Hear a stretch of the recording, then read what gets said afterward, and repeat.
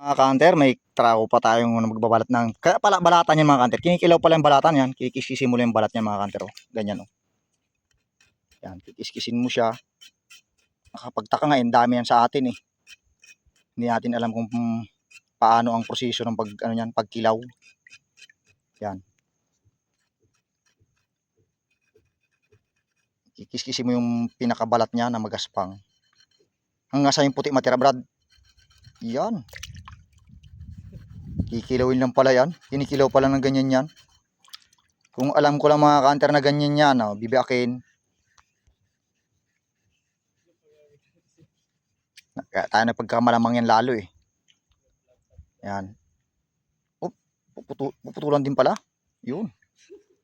Ang kabilang dulo mga kanter, puputulan mo yan ha. Tapos tatanggalin yung laman loob. Yun. Yan, shoutout sa mga tropa na bagong kaibigan natin ito mga kanter. Yun yung dumi. Ayan o. Yung laman loob niya. Uy. Kaya pala mahal yan o.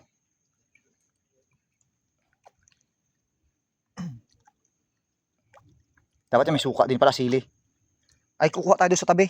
Yung katabi natin doon. Pwede na yan? Hilawin? Ano daw? Try mo daw? Kaso may matigas pa eh. Uubusin pala yung kikiskisin mo talaga yung matigas mga kanter. Maganit pa. Yun. Nataw si Brad. Talagang kinikilaw daw talaga nila dito mga kanter yan. Yung balatan kung tawagin. May napulot kaming balatan dito sa gilid ng dagat. Yan.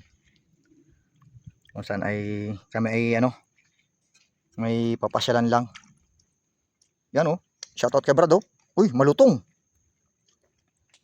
Agoy, kasaram. Sarap niyan. Ganun lang pala yung pag ng mga kanter yung proseso. Kaya ayun. Dapat talaga may dalang sausawan, suka, tsaka sili. Yan mga kanter.